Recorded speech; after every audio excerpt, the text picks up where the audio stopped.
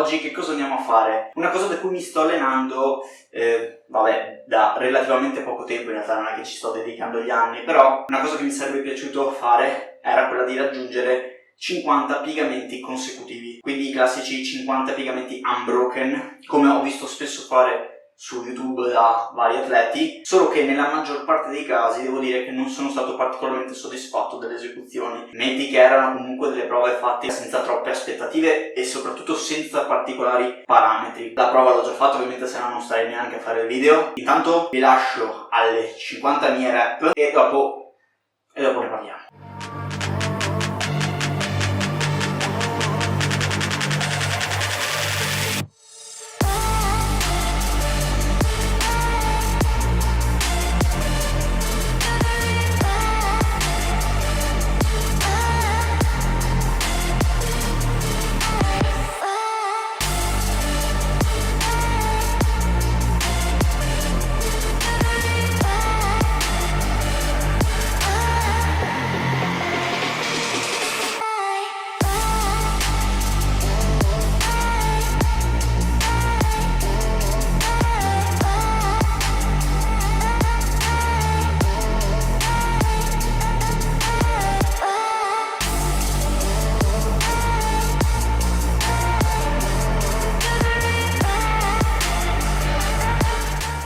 Con che parametri dobbiamo darci valide o meno queste rep, questi 50 piegamenti? Allora io mi sono autoimposto dei parametri, alcuni dei quali sono abbastanza scontati, per così dire. Da quelli non dovresti nemmeno uscire se vuoi provare una sfida del genere. Ovviamente le rep devono superare i 90 gradi, il triangolo dell'avambraccio e bicipite, utilizzando questo cubo, e ogni volta che andavo praticamente a sfiorare con lo sterno il cubo sapevo che avevo spezzato i 90. Ovviamente poi la rep deve tornare con il braccio in blocco articolare, quindi deve vedersi ogni volta la distensione completa, concesso un minimo di rimbalzo in quanto comunque la serie appunto volevo eseguirla in modo unbroken, quindi assolutamente senza pause. L'unica pausa concessa era meno di un secondo, giusto il tempo di far vedere che hai chiuso la rep e tornare giù. L'altro parametro da rispettare, almeno un parametro secondo me molto importante, è non andare a perdere il bacino. Forse è l'errore in assoluto più comune che ho visto nelle varie sfide portate da vari canali. In generale è un parametro che non viene quasi mai rispettato.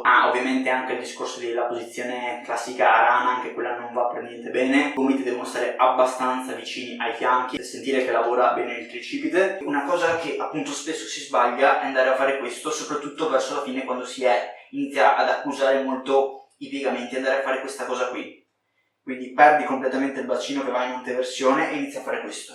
Ecco, questo le facilita tantissimo e vi assicuro che era uno dei parametri più difficili da rispettare. Ragazzi, niente, non è che c'è molto altro da aggiungere. Per darvi un parametro di riferimento nel caso vogliate provare una sfida del genere, sotto le 20 ripetizioni è troppo poco. In generale vuol dire che non siete ancora molto forti di piegamenti. 20 piegamenti in realtà è la media più o meno di una persona mediamente allenata. 30 piegamenti è un buon risultato fatti con questa tecnica. 40 piegamenti è molto buono come risultato. Da 50 in su secondo me è ottimo. Se voi avete 50 piegamenti con questa esecuzione siete a un livello veramente alto. Ovviamente se poi ne fate anche di più, complimenti, cioè vuol dire che avete una resistenza d'acciaio. Io spero che le esecuzioni vi piacciono. Se c'è qualcosa che avete da dirmi riguardo a come le ho fatte o che cavolo ne so, quante riuscite a farne voi, fatemelo pure sapere nei commenti. Vi ringrazio e ci vediamo al prossimo video.